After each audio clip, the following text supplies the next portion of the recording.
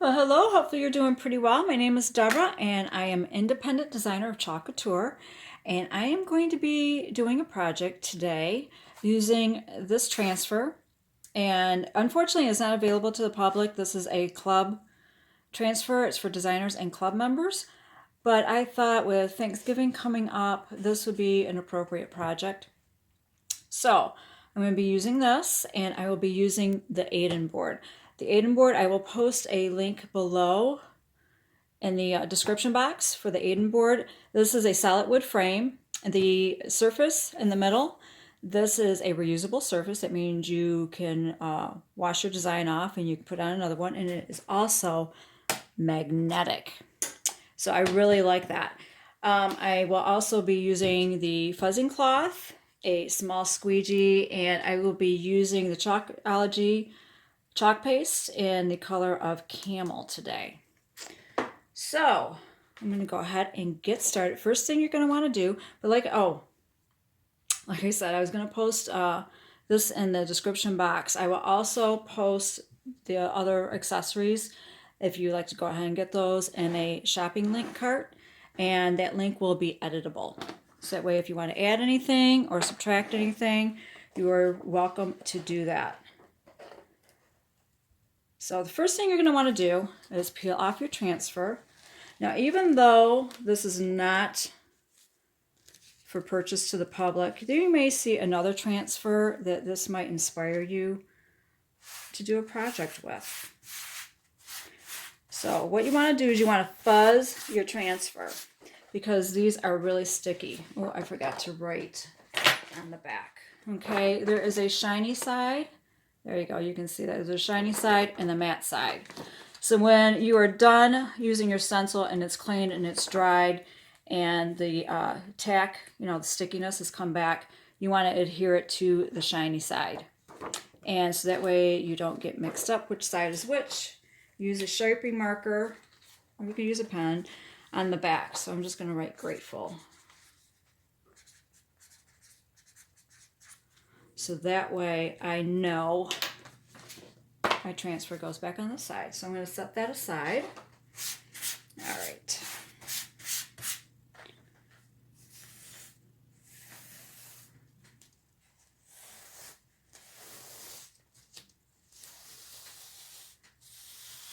All right. I'm going to do this another time. This is my first time using this surface, so I'm excited to be able to do that.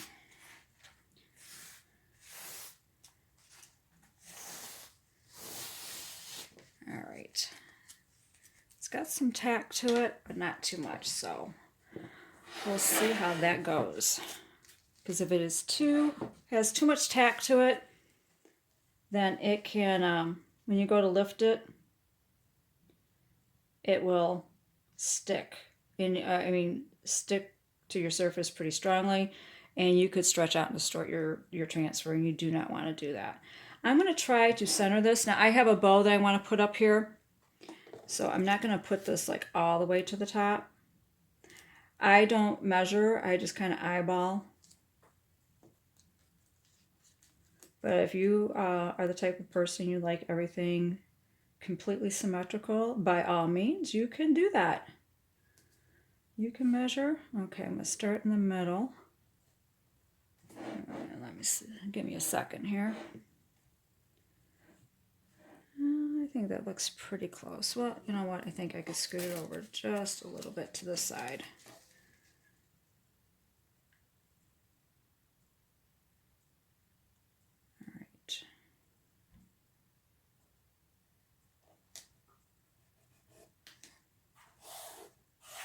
And then I start in the middle and I work my way out. Let me hold that up. I think that looks pretty good. All right, I'm going to also use my squeegee here to make sure that it is smoothed out. And while you're in the process of smoothing it out, you can feel if there's like any air bubbles, any little wrinkles or anything like that that you might need to get out before you actually start putting your paste down. And there might even be some larger little lint fuzzies under there you might want to get up. But I don't feel any of that. Make sure it's all done pretty good. All right. So I'm going to go ahead. I have a stir stick, and why I'm going to use that is because I'm going to dribble a little bit down on my transfer because this is such a large surface. Okay, now I've pre-stirred my paste, and I keep the lid and just kind of tuck it in there. And I am using the color Camel.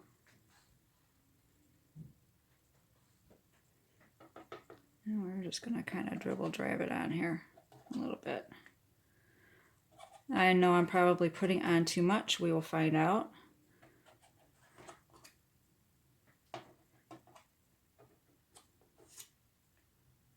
But I can always scrape the excess off, and if I need some more, then I just add some more. All right, I'm going to set that there. Now with the bevel side, I am just going to go ahead and drag this towards me. Yeah, I'm going to, well, might need a little bit more.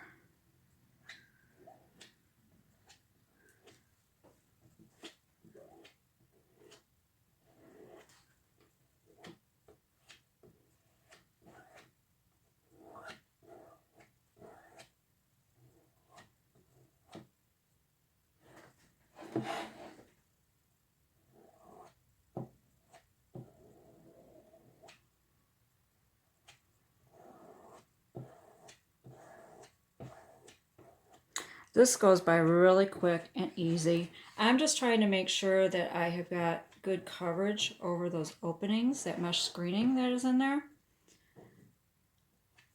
That way if I need some more, I can go ahead and just add, which I'm going, oh, you know what, let me see. I think I could use a little bit more. Oh, I have paint on me. But if any time during this video, if you could, and you like, subscribe, and click that notification bell, I would greatly appreciate that. That way you're notified of when I put up another project or another video. Okay, now I do have that excess there. I'm just going to scrape that off into my jar. I'm going to go back over this again. Try to make sure I have good, even coverage.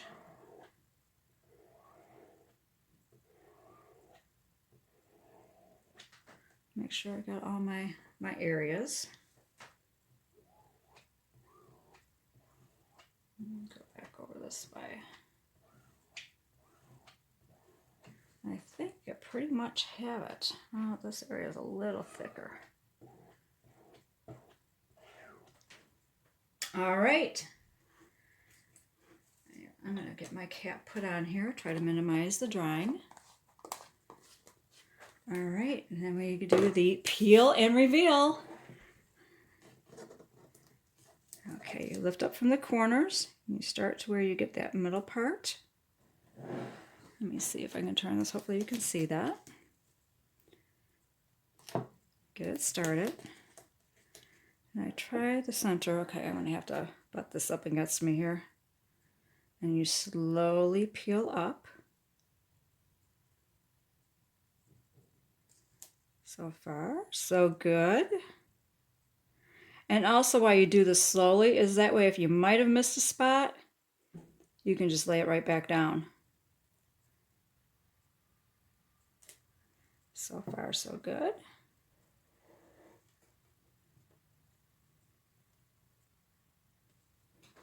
Oh, I really like how this is turning out.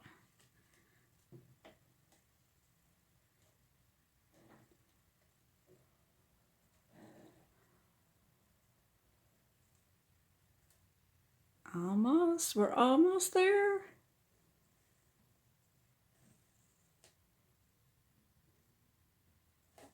Just a little bit.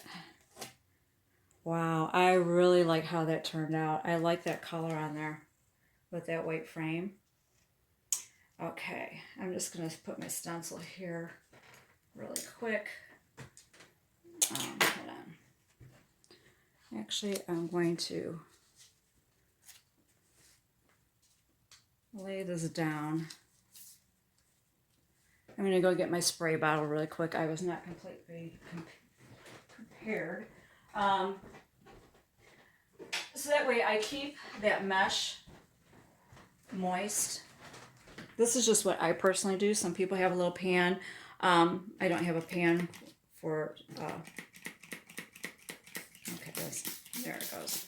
So I'm just going to mist that a little bit to try to keep that mesh moist, because if the paint dries in there, then it will clog those up. So that's just my preference. This is chalk paste that I'm using. So if it gets on my table, I can wipe it off. That doesn't bother me. I really like how this turns out. Okay, so save a little bit of time here. I'm going to go ahead and use my little heating tool. Go ahead and give this a good dry before I put my bow on. Now, I pre-made my bow. That is something I definitely need to work on. I need to work on my bow making skills. But as you can see, it's getting a little bit lighter. Oh, I just love how this turned out. I love that color. This is called Camel. Like I said, I will post a shopping link in the description box. If the products are available, they will be in the description in the shopping link. If they're sold out, then I won't be able to add it to the cart.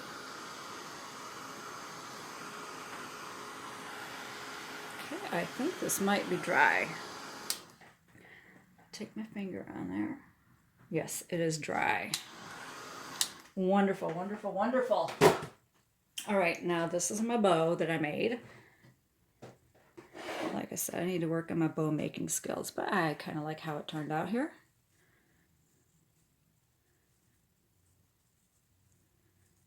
I gotta hit those Black Friday sales and get me some ribbon, stock up ribbon supplies. But yeah, I like how that turned out. So, like I said, it's pre-made. Now, I could go ahead and hot glue, but I don't want to hot glue anything on my frames. So I try to make everything as removable as possible.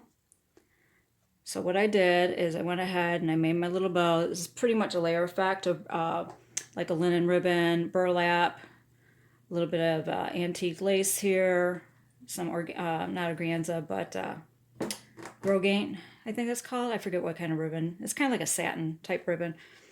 But anyhow, and then I used a little bit of twine here. I made a little inner bow, and then I made a little thing to hang it from. So I would like it placed about there. And then I'm going to turn this around so you can see. This is the back of it. I have a little piece of tape here. This is what I'm using to hold it onto. Now, you can use a staple gun if you would like, but tape works for me. Okay.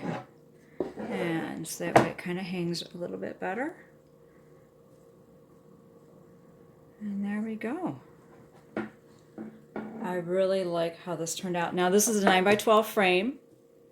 And the inner dimensions and the size of this transfer, this is good for like an 8.5 by 11 transfer. That way you've got a little bit of a trim, a border around it.